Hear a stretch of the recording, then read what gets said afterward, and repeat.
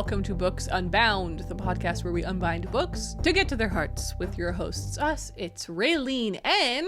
Ariel! Haha! Thought you could trick me. I tried to trick you. I thought you were going to do that last week, and then when it didn't happen, I was like, God, I was so ready. Well, you stayed ready. Like a tiger waiting to pounce. I was born ready. I'm always ready. Wow. Ready for anything. I'll try again. I'll try again someday in a few years. All right, maybe I'll say something crazy. Who knows? We are excited for this episode because it's going to be weird. It's going to be full of confessions that no one's ever heard before. Scandal. Ooh. Basically, on the podcast, we do a little series called Reading Confessions. I love recording these episodes. They're so much fun. These are episodes where people submit little voice clips, hopefully usually around 30 seconds to a minute long, with a confession, with a reading problem of some sort that they've had. And then we respond to them, react to them. Often they're people seeking advice, so we'll just try and give a little bit of an idea of maybe a solution to the reading problem. But we will admit our favorite ones are the reading confessions where things are a little juicy. Yeah. Where a little bit of a transgression has occurred. And we thought it would be a lot of fun to do an episode in reverse, where Raylene and I confess some very interesting things about our reading lives, our reading opinions, our reading takes. And there we go. What do you think? Is that a good intro? That's what we're doing, right? I think so. Some of my things are definitely not as juicy as the people might be led to believe, but I think they're worth saying. They're going to be fun. It's going to be a lot of fun. So I think that you have more than I have, and so maybe you can start us off. Let's set the tone here, Ray. Okay. We're just diving right in, everyone. All right. What do you got to confess? This is a confessional booth. We've got some Catholic vibes all of a sudden. Okay. So the first one, this is literally the first thing I wrote down when we started talking about this, because I was like, this is something that I've never forgotten. And this, a lot of these things are from when I was in elementary school and stuff like that. And so this first one is one of those. So I will preface this by saying, when I was a kid, I used to read a lot, right? But when you're a kid and you spend a lot of time reading, in your head, but you don't have a lot of real world knowledge, you might have some words that you think you're pronouncing correctly, but you're just not. And the first time that I ever discovered this was I said a word out loud to one of my friends because I was reading a book, and they were like, what was that? And I was like, okay, so tell me what word you think I thought this was. I pronounced this word aloud as chows. Oh, I don't know. What is that supposed chaos. To be? Oh, no. I thought that the word chaos was just, I didn't know what it was. So I said it out loud and I just said, oh, the world is in chows. Absolutely. And my friend is like, what? And I was like, okay, I'm in grade 3. I don't know what this means. I'm 8. Yeah. I'm 8. I'm so and I sorry. took a risk on a big word. Okay? I'm a risk taker. It's so funny. No. And so that's something I will never forget that. But in that same era, I also had a few other, these were the two other oss that I remember distinctly are names. The first one is more understandable. That I mean, this one I should have known maybe, but Campbell, I just said Campbell. That I thought for sure that was Camp Bell. Totally. And I was so surprised when I learned that it wasn't. But the one that's really embarrassing is I didn't know how to pronounce Phoebe. And well, yeah, it's complicated. It's very complicated. The O and the E are doing their own thing in there. I'm a kid. I know that PH is a F sound. But for some reason in my head, I pronounced it Poebe. That's how I thought Phoebe was supposed to be pronounced just from reading it in books. That's fantastic. Isn't that embarrassing? Okay, well, see, that's my confession. I like that confession, and I will, in solidarity, I will tell you 2 things that I remember being embarrassed about pronouncing wrong. Okay. One of them I know I've told you, and I know I've mentioned it on the podcast before, but I was at someone's house. Oh, and I will always remember the house. I will always remember the kitchen. My friend's name, her mom was there. Oh my gosh. We were talking about Harry Potter, and I said, I really love Dubby instead of Dobby. Dobby. And they both laughed at me. And that's okay. It's okay. It was funny. Like, if I was a parent and someone, Like, and a kid said Dubby, it would be hard not to laugh. But I think what's also confusing is, like, some of the movies had come out at that time, but, like, I think I was just so ingrained in how my head was reading the character. That's the thing. Like, you read it in your head and you just... Yes. It's... The way you hear it in your head might not be the same way it would come out of your mouth either, right? Like, that's... Yeah. I think that was my problem with some of these things, is it made sense in my head. The other one that I remember was funny it was me and my dad and my brother, and we all laughed, and it was like, the second I said it out loud, I knew what I had done, but I had never really read it out loud before, and so I had to go through this horrible process. Instead of saying Arkansas, I said Arkansas. Classic. Which I think that's understandable. I'm pretty sure everybody has done that. At least, especially non-American people. Like, if you see that word, why would you assume? Exactly. Why would you assume it's Arkansas? That doesn't make any sense whatsoever. Make sense at all, yeah. I remember actually when we moved to Nova Scotia and started spending time in Halifax, one of the coolest streets in Halifax, one of my favorite spots, is Agricola Street. But it's spelled like agri-cola, like agriculture and Coca-Cola, agri-cola. And so we were calling it agricola. I mean, and then we met someone and they just said Agricola. And we were like, oh my God. Yeah, that's relatable. I've heard so many people say the names of streets from where I grew up, and I'm like, oh, you're saying that so wrong, brother. Yeah, you have no idea. Wow. Oh, man. So that was my first one. The second one is also pretty tame, but I'm just wondering if you or if anybody else has done something like this. So when I was a kid, I read The City of Ember by Jan Duprow and loved it. Loved that book. I owned a copy, right? I had it. And I wanted to read the sequels because there's a total of 4 books. And so I was like, oh, I'll just go to the library and grab those. But I went to the library to grab them, and only to learn that I had too many books checked out at that time already, so I couldn't take them home. And so I went and hid them in the library. I found a random, like, non-fiction shelf and was like, I'll just stick these here for next time. And I so love positive. This is scandalous. This is scandalous. In my little child brain, I was like, oh, I'll just hide them, and no one will ever look there for them, specifically. Obviously, people are going to look in that spot, but in my head, I was like, nobody would ever go looking for The City of Ember behind those memoirs or whatever. And so the next time I go back to the library, I'm like so confident that I'm going to find them, and I'm like, I'll just go get my books. And I was like, oh, they're not there, and they were gone. Oh my God. I was so scandalized. I love that. I don't remember doing that with books, but I totally remember doing that with clothing, where I would take a shirt and I was like, I can't afford this right now. I'm a teenager, but I can, like, I'll be back in a couple of days. Yeah. And I would, like, take the shirt and hide it behind the stack of the other ones, or, like, move it somewhere else, which now that I think about it that must be so stressful for the employee. Yes. I don't remember doing that in the last 15 years, but, like, yeah, I think we've all done that, where you kind of hide something. But it's like, people are always organizing. People are always cleaning up. Like, it was you're totally right. Such a stupid thought process. That's so cute. I like that. I like that one a lot. Okay, well, my first one is similar to that one. Okay. I'm, like, scared to say it. That was a natural. CJ, keep that pause in. This is a scary confession. Mm-hmm. I actually think I've talked about this on the pod I think before, you might so have, it's fine. yeah. When I was in grade school, I read this series. The first one that I read is not the first book in the series, but the series is called the Chloe and Levesque series. And the first one that I read is Break and Enter by Nora McClintock, a Canadian young adult book series.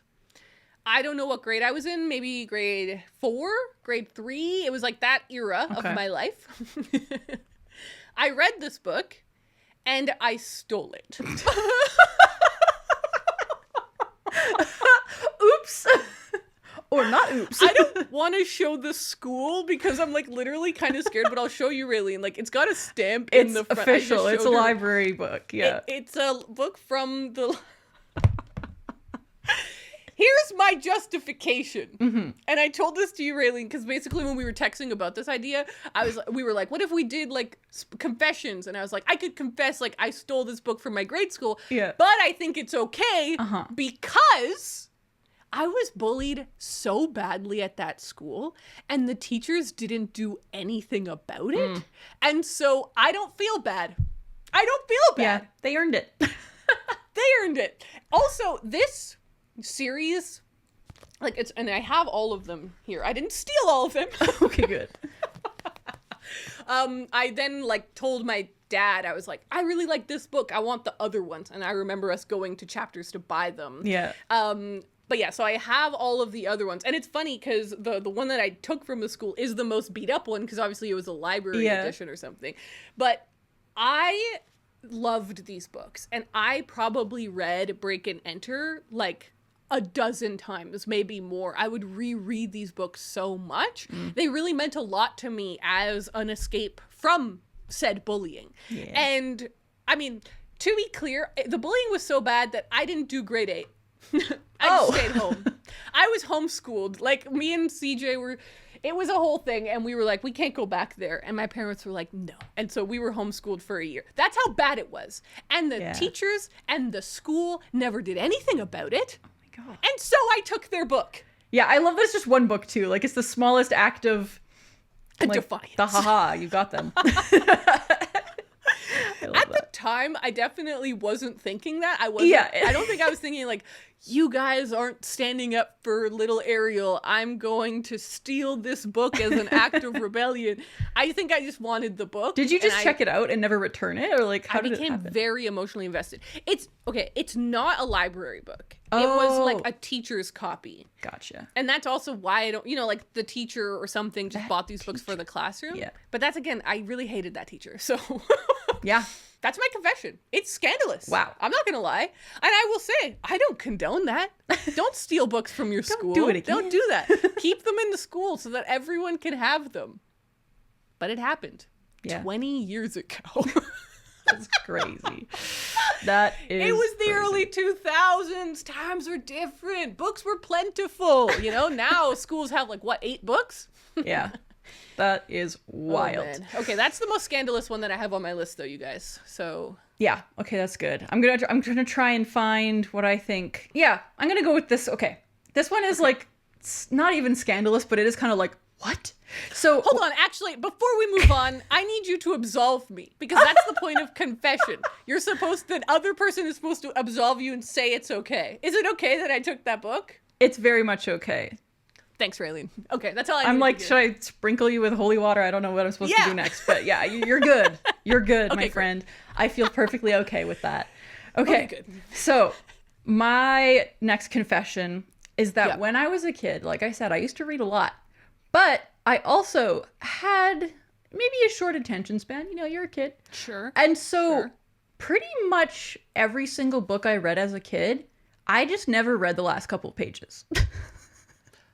I know. I kind of feel this about you. Like I would. No, I never have done that in my entire life. I don't know if anybody else has done this. I know that you've done this. Like I would read an entire book, and I'm like, okay, I just spent like 2 hours, reading this book. I'm done. I already I don't need to read the last page or the last 2 pages because like it's already over.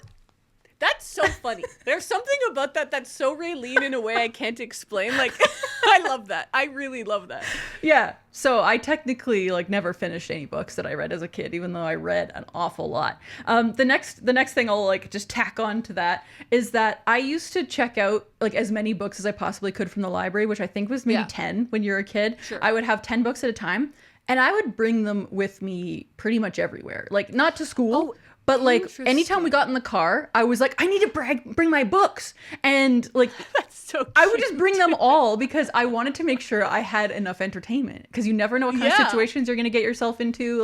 When we were kids, my mom would always take us grocery shopping and we would beg to be left in the car so that I could just read a book and my brother could play on his Game Boy or whatever. Because we're I don't want to grocery shop. I hate that. And so I always just tried to have as much entertainment on me as possible. Or if we're on a little road trip, I'm like, I don't know what I'm going to want to read. So I've got to have all these different options. So that was my little dorky reading. This is one of those subtle clues that we are from a different generation because now it's illegal to leave your kids in the car. But I loved being left in the car. It was my favorite thing. Oh my God. We begged. It was the best. We wanted it all the time. It was the best. Like, it wasn't often, but sometimes my dad would just, like, run into the hardware store. Yeah. And he'd leave us with the radio on. Yeah. And the keys and everything. was And a we'd great just be time. sitting there. And I remember discovering some great music with my brother while we waited in the car, specifically Billy Talent. Oh, Okay? that's great. I also loved Billy Yes. Talent as a youngster. Throwback. Wow. That's so funny. Well, I think that both of those are totally fine. Oh, yeah. I think that you were spending lots of time reading. So it doesn't matter if you didn't read the last few pages, whatever. I do think it's kind of funny because in a way we've had a little bit of a role reversal there. When I read, I guess, okay, even now, when I read, I have to read the whole thing. Like, I have to read the preface, the afterwards, you read the even more. acknowledgements. Yeah. Like, I have to read the title page. I will not skip the title page. Like, I want to read the text in its entirety. Yeah. I do not include introductions in that, like, written by a different author. Yeah. That's optional. That's not part of the text as the author wrote it, you know? But I want to read the whole presentation. Whereas I feel like you are such a completionist when it comes to reading. Like, you want to officially DNF a book, or you want to definitely just, like, finish the whole thing. So it's so funny to hear that as a little kid you were a tiny deviant and you were I reading was them all. cuckoo crazy. I think it was probably also partially because I just wanted to read as much as possible, where I was like, this book is already over. Get it out of here. On to the next one. That's interesting, too, because that kind of lines up with a problem you're consistently trying to overcome in your life, right? I know. Like, with reading, you're kind of, like, always being like, why am I racing? Why am I trying to be a machine about this? Can't I just be so- a human enjoying That's a so book? interesting. Yeah, Wow. some people just don't change, you know? Okay, my next one is that I am a bitter Gabrielle Zevin hipster. Ooh. Here's the sitch, you guys. You may have heard of Tomorrow and Tomorrow and Tomorrow. Maybe you've heard of The Storied Life of A.J. Fikry. But I bet you haven't read Memoirs of a Teenage Amnesiac. I should have even pulled down Elsewhere. I was thinking of Elsewhere, was the too, other yeah. one. When I was a teenager, this was my favorite book. I have read this book countless times. I love this book. I don't know if I should ever reread it now as an adult. Yeah, sometimes. Because I would like it to remain pure in my heart. You know what I mean? Like, I don't need it to still be good. It was good for Ariel, right? I loved this book. And if you watched my YouTube content in, like, 2011, I was talking about this book. Oh, yeah, you got me to read that book. When we were teens, like, you talked about that book so much that I was like, well, I have to read this. This is my friend's, like, favorite book. I've got to read it. And it was great. So good. It's great, right? It's like a kind of a sleeper. It's a sleeper hit. Well, no, because a sleeper hit means it eventually became huge. This never became huge. Yeah. It just was always huge to me. I just always loved this book. And then I read she had another series that, like, I couldn't even find at the bookshop, but she also had Elsewhere, which I don't know if people remember that book. It was kind of a strange book for a young adult at the time. Young adult was very, like, straightforward or dystopian. And this was a book that was about, like, a teenager who died, went to heaven, and then started to reverse, like, age backwards until she was a baby again and would be sent to Earth to be reborn. It's crazy. It was crazy. It's really crazy. And I liked Elsewhere. I thought it was really interesting, but it didn't resonate with me the way that Memoirs of a Teenage Amnesiac. If they had made a movie of this... Wow. I would have lost my...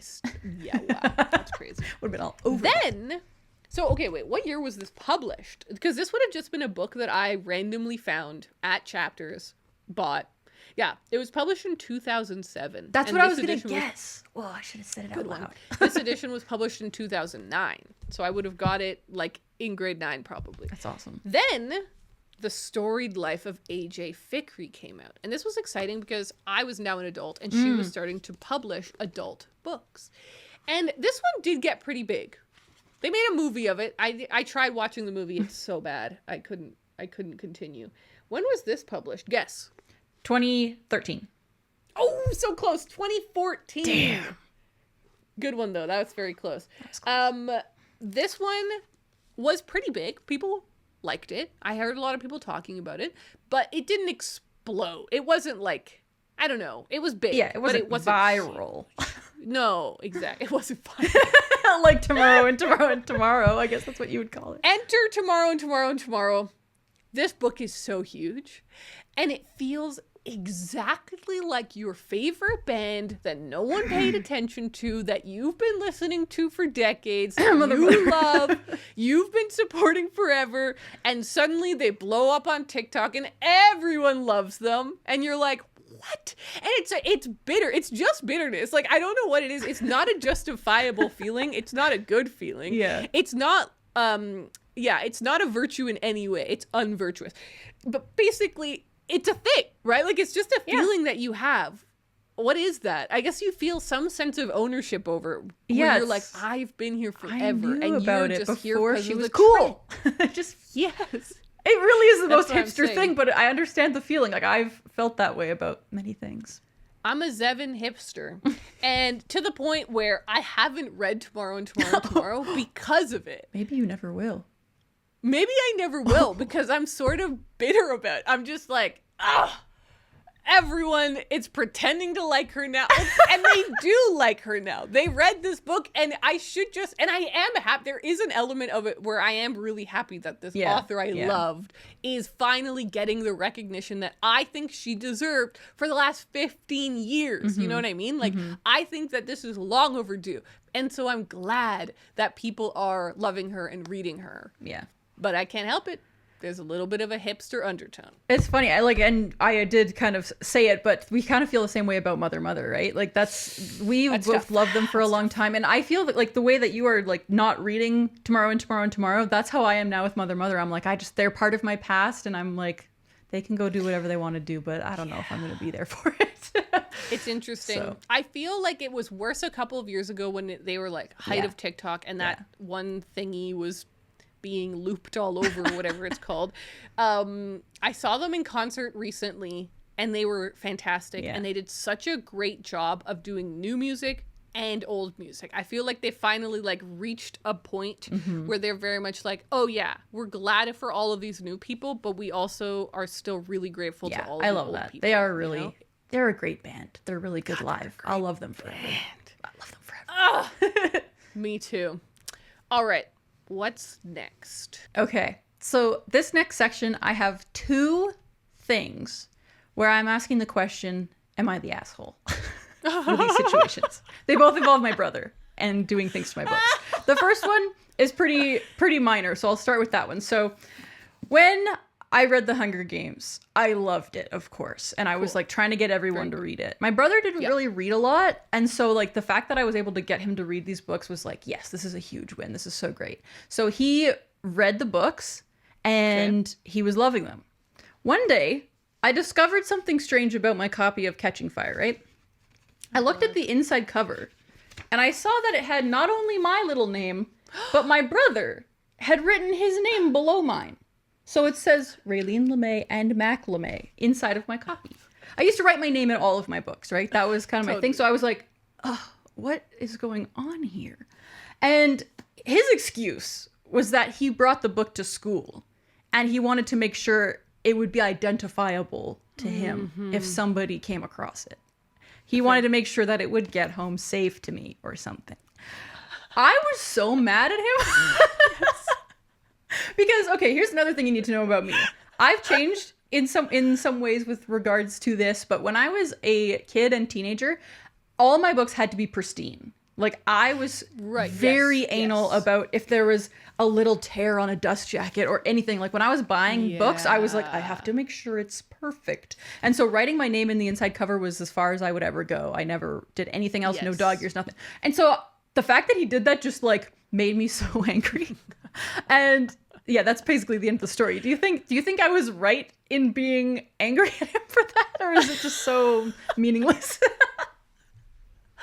Well, listen, when you're a child / a teenager, things that now seem crazy make a lot of sense. Yeah. So maybe it made sense at the time. From my current perspective, that's a tough one, Ray. I mean, I think it's cute now. Now when I look at it, I think that's very cute. you know?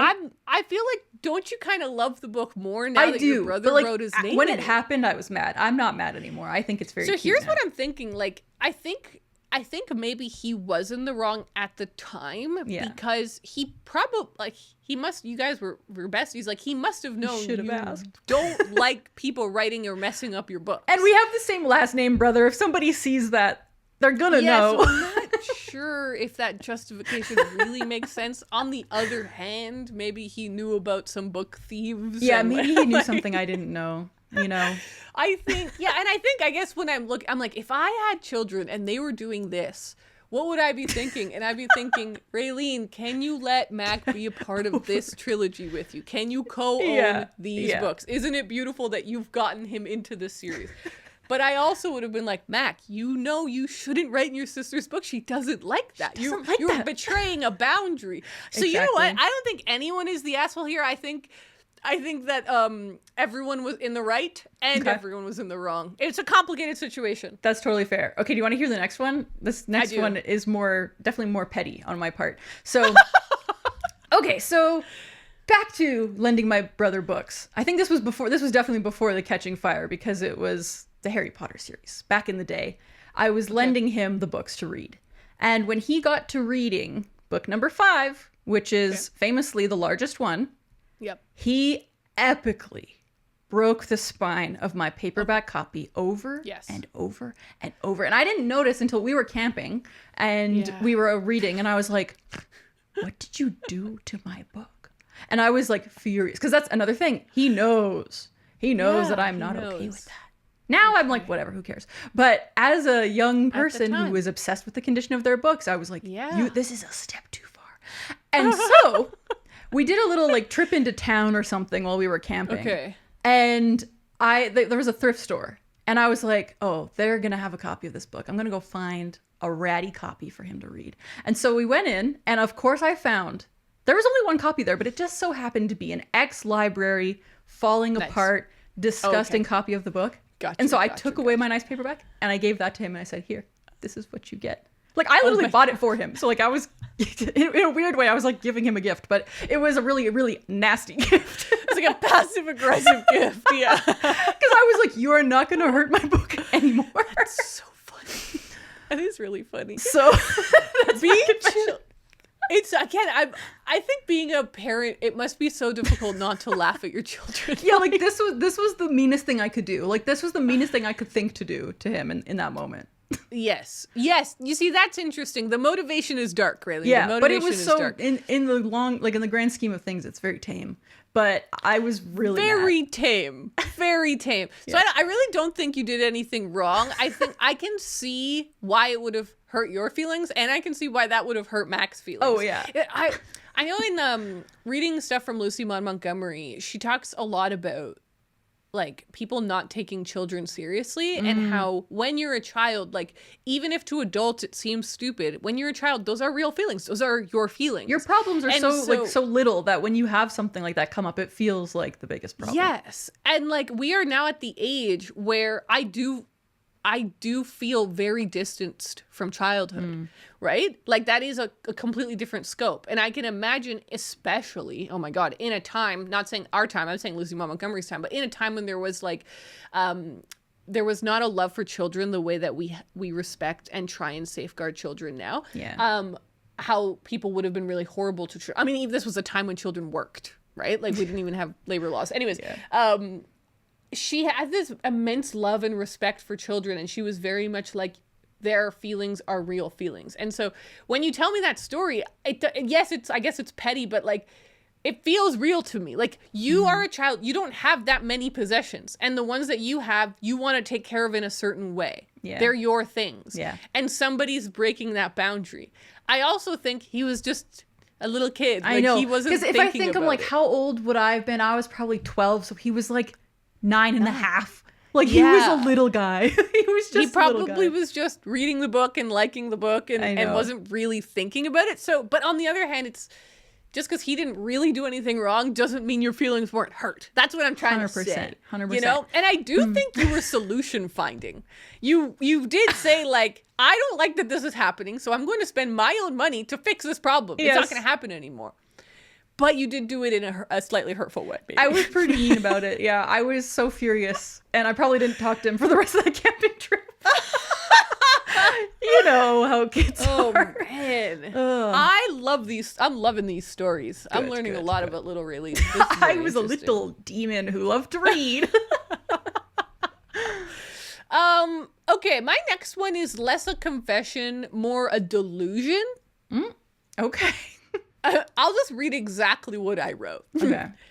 I actually do think that Robin Sloan named his character in his newest novel after me. I love that. I know, it's delusional. But here I have it, Moonbound by Robin Sloan. This book came out last year now, right? It was in 2024. I think so. Wow, time sure does fly, huh? This is interesting because I really don't know anyone who's read this one. It feels like it really flew under the radar. I don't know what happened with the marketing. It's such a beautiful book. Oh, it's and so cool. the like if you take the dust jacket off, the hardcover is Forgot about really that. beautiful as well.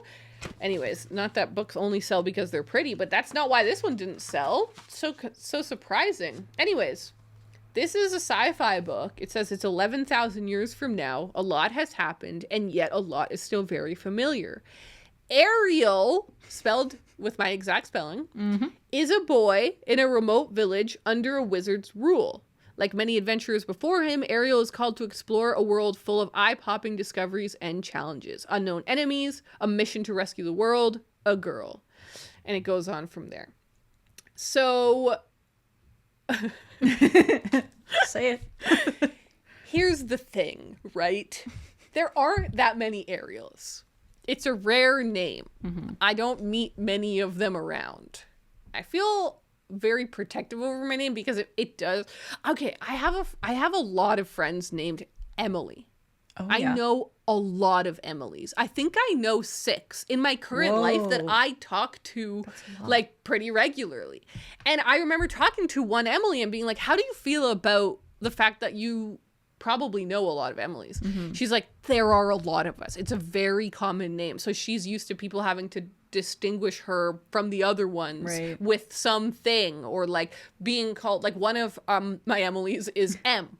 Because she clearly has to go by something else because there's too many Emilys, right? So that's very fascinating. I have the opposite thing, and I know you do too. Like Ariel and Raylene, they're not normal names. And so I never met anyone named Ariel really growing up. I've met a couple now, but I don't know them. Like they're just random people I've met from time to time. It feels odd. So whenever I see the name Ariel, it feels weirdly personal. I'm like, that's me. That's me. It's not like a name, it's me. I'm Ariel, so that Ariel must be me. I said it was delusional. Add on top of that I made a lot of content about sourdough. I knew that's where this came from. And I remember getting a comment from Robin Sloan at some point on something. So he's definitely seen my content.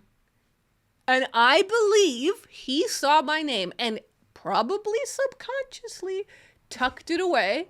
And then when it came to, I'm not saying, this was an homage. I'm not saying it's an homage.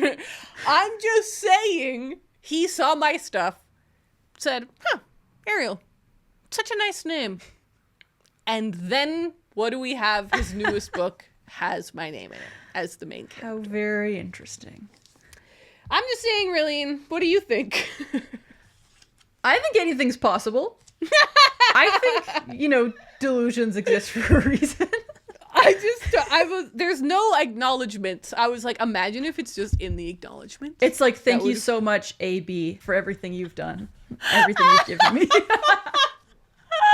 That would be so amazing. Funny. I'm going to find out Robin Sloan has a daughter or a son named Ariel. Yeah, there's be like, there must be another reason. It wasn't me.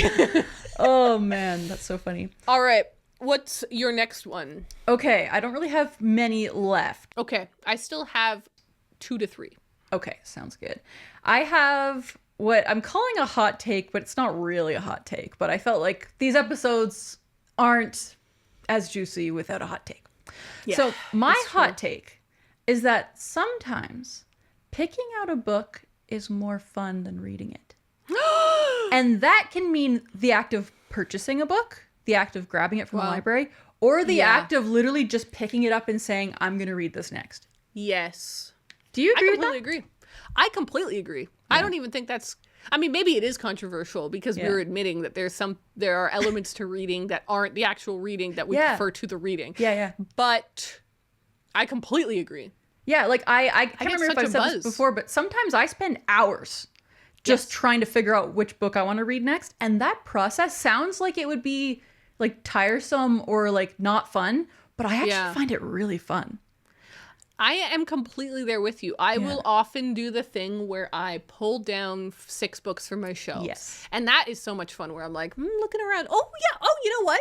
Maybe that one. And I pull and I have a stack. And then I go to my bed and I lay down and I start reading a few pages from each one and I eliminate some. Like, I love that process. Yeah. Yeah, I just did that very recently when I picked out Vanishing World by Sayaka Murata. I did the same thing. I probably had a stack of like 6 and I was like, is it this one? Is it this one? Is it this one? And I came down between that book and a different book and I was like trying to decide which one. And so I was like, I read the first page of each one and I was like, okay, let's read the next page. And so then I ended up reading the next page and then I wanted to keep reading Vanishing World. And so I ended up going with that one. So that was the process. But yeah, it can, maybe that's just like a mood reader thing. Like maybe we only like that that's because interesting. It's because I can't just like decide, oh, I'm going to read that and then just do it. You know, like that is not the way I pick books. I really need to put a lot of thought into it. And so maybe that's why I like the process so much, because it feels like I'm listening to myself, listening to my mood, and like figuring something out inside. Like I feel like I'm psychoanalyzing myself a little bit, which for some reason is fun, where I'm like, what do I want right now? And then I find the thing that I want. And then I usually start reading it. And like then usually I do end up enjoying the book. But obviously you don't enjoy every book you read, no matter how excited you are for it. Yeah. So sometimes it's like, oh, but remember how I felt when I was picking this book out? Or like I said, when you're like at the bookstore and you have that moment of, am I going to bring this guy home? Am I going to bring this one home with me? And like that moment of deciding that is often like very exciting. And exhilarating. And you know, maybe the reading experience isn't the same. Maybe you never read the book. That's the other thing, you know? True. So, I don't know. That's my hot take. I completely agree with that hot take. I have a hot take. That was kind of a bonus, and I will now do my hot take. We should not abridge books. Preach! I agree with that.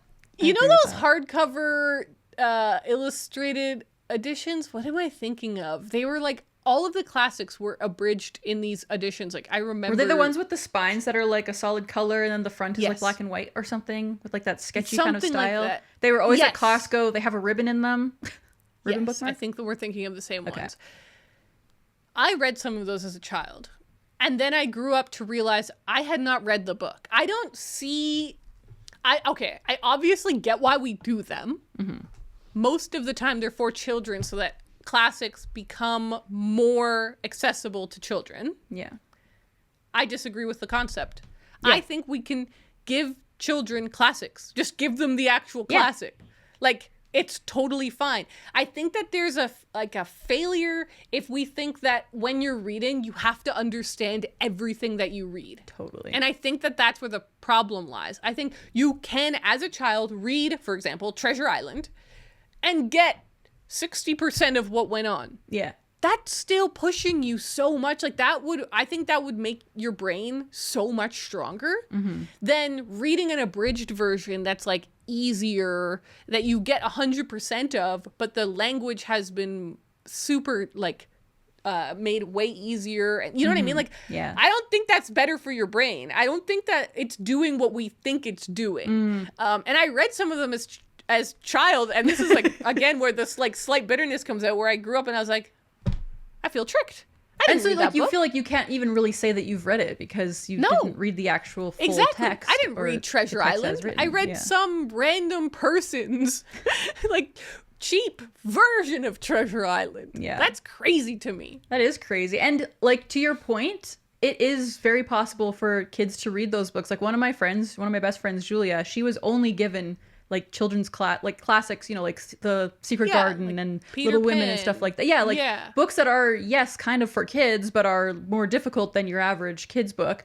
And she's one of the smartest people I know. So maybe there's a connection to be made there. Yeah, I think it's very interesting. So that's my hot take. No more abridged books. Get him out of here. Like there are kids books for, like, if you want your kid to read a book, give them a book that's written for kids. Exactly. This is what I mean, right? Like, there are books at every level for every stage of development. Have to read The Count of Monte Cristo. Yes, exactly. That's not all they have. I'm sure that someone's going to comment a really good reason why abridged books exist. Yeah. But it's a hot take for a reason. Just to get the conversation flowing. All right. My next confesh is... Oh, this one actually is a little spicy. Okay. I'm ready. I'm so ready. Okay. I don't respect... Oh, God, here we go. What a way to start it. I don't respect when I hear someone say that they listen to audiobooks on Audible. Yeah. I think there are now so many alternatives. Yeah. A decade ago, even 5 years ago, if you said, I'm listening to this book on Audible, I would have understood. Because, one, there weren't that many alternatives. Audible truly was pushing the audiobook game. Yeah. They made websites like Libro.fm, like I've heard of Zigzag recently. They've made websites like that really have to push what they're doing. Because Audible was absolutely leading the charge. But they're not anymore. No. They are not doing anything that other websites don't do the same or better, and you're not sponsoring the company that is doing the most harm to the book industry. Like, there's no justification for it. The other reason that, like, 5 years ago, 10 years ago, I kind of was like, oh, whatever, is that there wasn't that much conversation around how bad Amazon was. Yeah. Specifically for book people. Like, I don't feel like that was a conversation that everyone was aware of, and I get totally that we can, like, let people take their time. But in this year, 2025, we all know. Yeah. We all know how destructive Amazon is to publishers and to authors and how bad that ecosystem is. And so when people say to me that they listen to books on Audible, two things happen. Number one, I ask them, is it an Audible original? Because that is the only way that I'm like, I get it. Yeah. I get it. There are some books that Audible sneakily has bought the rights to, and that's the only way to listen to the audiobook. But usually they say no. Also, you know what? You know what's the other thing? There wasn't the immense library of audiobooks on the library app 10 years ago. The library app now is insane. It's OP. Overpowered. Okay, it's unbelievable. I'm even upset that people are buying audiobooks on Audible because you don't even have to pay for audiobooks anymore. You can get them for free. I know. I don't pay for audiobooks. I get them all from the library. I listen to, I would say 80% of the audiobooks that I listen to, I get on the library app. And then the other 20% I do through Libro.fm because they support local bookstores and they are actually ethical. And so we have so many great alternatives. So the first thing I do is I asked, there's an exception. There are obviously always a few exceptions. I already know there's going to be some people listening to this and they're like, in my country, Audible is the only one that works. Well, then obviously you're not the problem. It's okay. Yeah. Like that's totally understandable. But I'm talking about most of us when here. You have options. And that's the option. When you have options, don't choose that option. It's crazy. So I'm like, is that an audio original? And it's Audible original. It's usually not. So they could have listened to it somewhere else. And then I think to myself, is this a person who is super plugged into the book world? Because a lot of my friends are. They're like bookish internet people. That means to me that they are aware that Amazon's reputation, and they're still choosing to support Audible. I don't understand that. If they're not, which a lot of people I know obviously are not weirdly plugged into the book world the way you and I are. I say to them, oh, that's cool. Are you liking that audiobook? And then we talk about it and I'm like, have you ever tried doing an audiobook on your library app? And then they go, I didn't know you could do that. And then I pull out my phone and I show it to them. And I say, I also really like Libro FM because you can link it up to our local bookstore. And I know all the bookstores in Nova Scotia or in London or wherever the hell I am. And I'm like, for example, the closest one to us right now is this one. You could look, you search it. And then every time you buy a book, it supports that shop. Isn't that so cool? So I like happily present the options if I truly believe it's a person who doesn't know that there are options, which happens all the time. That happens to me multiple times a year.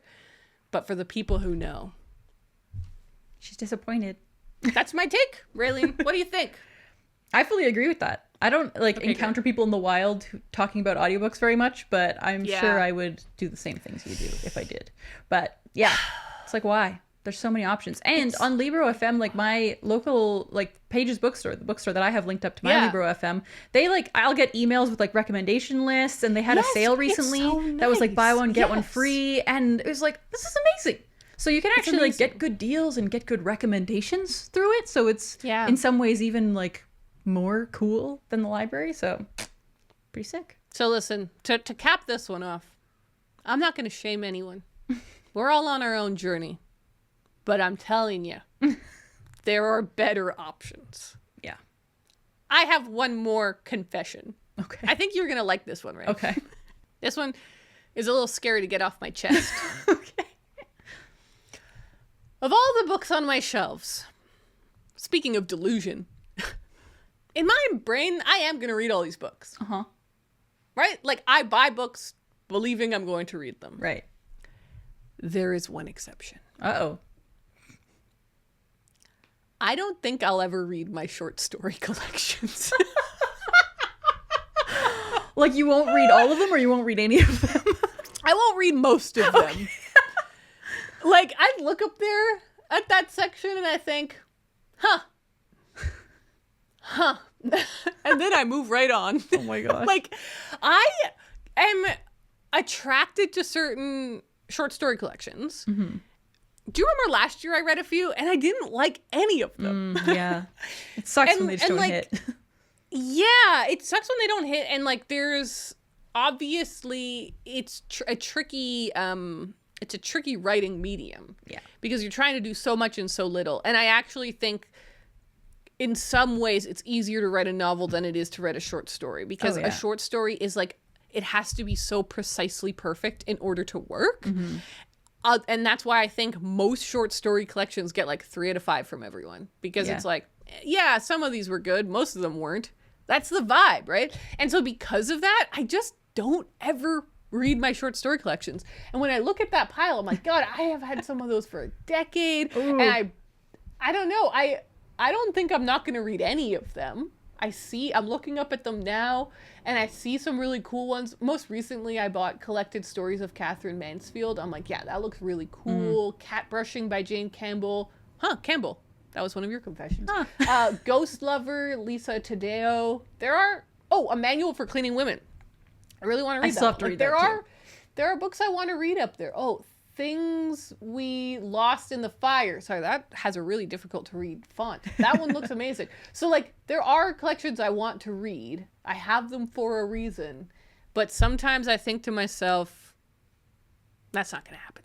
Yeah, you don't find yourself reaching for them, and you almost kind of know it'll be a 3 out of 5 or whatever from the get-go. Yeah. I mean, I kind of agree with that. I really do like short story collections. As we know, I've read some in the past few years that I've loved that have made it onto my top, favorites of the year. But they are few and far between. They are tough to find the ones that resonate like that. And so I keep trying. I always want to try and find a new hot short story collection, but it can be tough. So I'm thinking that. Life Ceremony. What's the another Otessa? Yeah, the Otessa Moshfegh That one was no good. No good. What were the other ones? I read 7 Empty Houses by Samantha Schweblin I read last year. Yeah. Meh. Homesick for Another World. That's the one I was thinking of. I read a couple last year and they all were kind of disappointing. So it just feels like it's not working for me. Yeah. That's fair. It's funny that as you're saying that, yesterday, one of the books I was waffling over, what should I read next? One of them was a short story collection, and I didn't pick it, but I almost did. You kind of have proven my point. No, it might be next. It might be next up for me, is what I'm trying to say. The vibe is still there. The vibe is still there. We'll see. Well, That's interesting. I love that. Okay, my last two are, one is kind of silly and the last one is very, very serious. Okay, good. We'll start with the silly one. So when I was a kid / tween, I, couldn't just go buy myself books whenever I wanted. So sometimes I would, get books from the library, or I would read the books I already had. But sometimes I would go down to my mom's bookshelves to read books. And so in doing that, also my mom didn't have that many books. My mom is really into reading now, but when I was a kid, she wasn't that into reading. So the books that really stood out to me on her shelf because they looked fun and pink were The Confessions of a Shopaholic books by Sophie Kinsella. Okay, I think I see where this is going. So my confession is that I have read that entire series. And I read them as a kid, which is kind of crazy. They're kind of erotic at points, right? They're like adult rom-com books. And like my mom knew I was reading them and was just like, yeah, whatever. Like she didn't really care. And they're not like super spicy or anything. Like it's nothing super inappropriate, but it's like, oh wow, like she's just like so in love with this man and she has a shopping addiction and like she has a baby in one book. Like she goes through a whole life journey throughout these books. But like not only those, I also read like every other Sophie Kinsella book that my mom had. So like I've read The Undomestic Goddess. I've read Can You Keep a Secret or whatever it's called. So that is just, I thought that was kind of a funny little bit of my history. I think that's a really good bit of lore. I have those books under my belt and I love them. And actually I think that maybe that's partly why I like British TV shows and stuff so much, because they are British books. So that might have locked something into me at a young age, but I loved them. They were so funny. Like that's why I love them, is they are hilarious. That's cool. They are some of the funniest books. And like as a kid I also really loved the Georgia Nicholson books, which I feel like are the shopaholic books for kids essentially. And so like I read both of those like kind of simultaneously and I loved them. So that's my silly confession. And now for the final confession that I feel is very serious. It's actually not, it's not that crazy, but okay. You know how I have a collection of The Great Gatsby, right? I have over 40 copies. Yeah. Do you want to guess for me how many times I've read that book? Twice. I have read it 3 times. Okay. But I feel like it should be more than that. And the craziest thing that if we had talked about this like 3 years ago, I would have said I think I had read it once. Before I started collecting, okay, here's the full story of my Gatsby journey. So the first copy I ever got of The Great Gatsby was a gift from my aunt, who would always give me books for Christmas and for my birthday. Amazing. It was the greatest joy. I was always so happy to go over to their house for Christmas because I would get a bag of books and candy.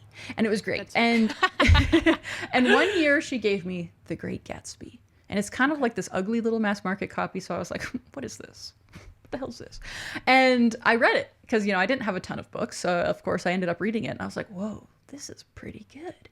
And I was probably like, 14 or something at that point. Sure. And then when I was in grade 12 for my English like final project or whatever, everybody had to pick a book or a poem or a short story or whatever and write like a really huge essay about it. And I decided, I'll do it about The Great Gatsby. That's one classic that I've read and really enjoyed, and I will do it on that. And in writing that essay, I didn't reread the book. I flipped around in it. I found quotations, but I didn't actually reread it. And so I didn't reread it until like a few years ago. I reread it and I was like, wow, this is incredible. And then I read it again when I made an audiobook for our Patreon. That was the third time. The third time you read it out loud for our Patreon. And that's it.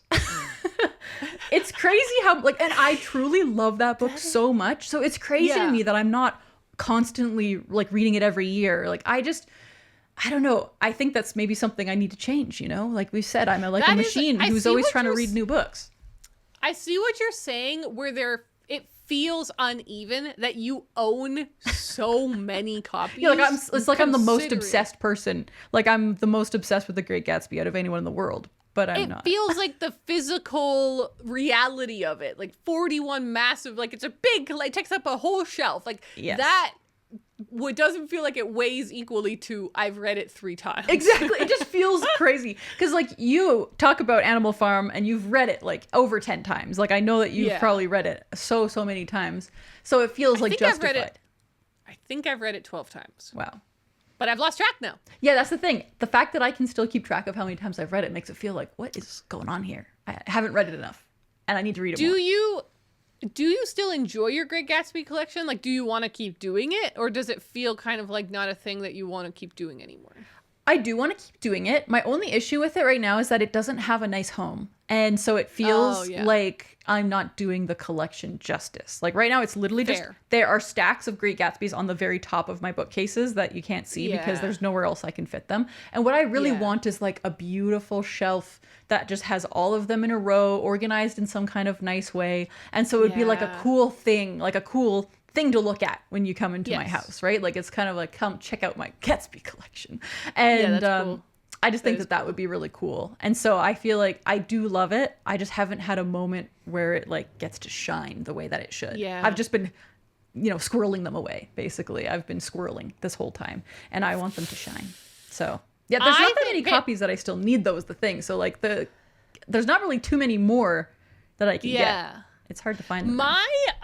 What I think is more scandalous than you only having read it 3 times is that you've never read anything else by them. That was going to be the secondary part of my confession. I have not read another single F. Scott Fitzgerald book. Not even a short story. And I own a short story collection. I find that fascinating. I just find that really fascinating. I know, it is silly. It is so silly. It's not silly. It's just interesting. It's just kind of I think it's because I'm scared that I won't like any of them. Yeah. Like, there's a lot of pressure on it. I really feel that amount of pressure on it. Like you've at least read a few Orwells and like, oh yeah, these are all good. He's great. But I'm like, is F. Scott Fitzgerald a one-hit wonder for me? I don't want to find out. The difference there is that I do go around claiming that Orwell is my favorite author. Yes, yeah. You've never said Fitzgerald's your favorite author. So that's why it's not like Raylene's a faker, because she's never said that. Like, it's okay that you've only read The Great Gatsby and you have read it 3 times, which is more than most people. Mm-hmm. So I don't feel like you're a fake fan. I just do find it fascinating. Yeah, that's all it is. It's not a confession like I actually feel bad about it. It's just funny. Yeah, I think it's more funny. It is funny. Raylene, I think that's totally okay, and you are 100% absolved. Wow. I feel healed. Yay. You know how you have to do, like, go do 10 Hail Marys? Yeah. Instead of that, go read The Great Gatsby. I thought you were just going to go read it 10 times. You need to catch up. Oh, boy. Well, everyone, this is probably our most controversial episode. So spicy. You learned all about our little kid transgressions. You learned about our bitter hot takes. And now you know a little bit more about us as readers. And I hope that this was fun. I had a lot of fun recording it, Ray. This was fun. I knew it was going to be fun. Because I didn't know what you were going to say half the time. And that was so exciting. No, this was really, really good. So please, you know what I'm going to ask?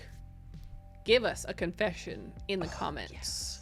Please leave a confession wherever the hell you want. Discord, Patreon, YouTube, Instagram. I'm really looking forward to seeing your confessions. And thank you, Raylene, for fueling so many good confessions. That was a lot of fun. Yay. All right. We're going to go and record the Question Vase, which is our mini podcast we do every month over on the Patreon, where we answer questions that patrons have submitted. All sorts of random things we're going to be answering. That'll be a lot of fun. Thank you so much for listening, and we will talk to you in the next episode. Bye.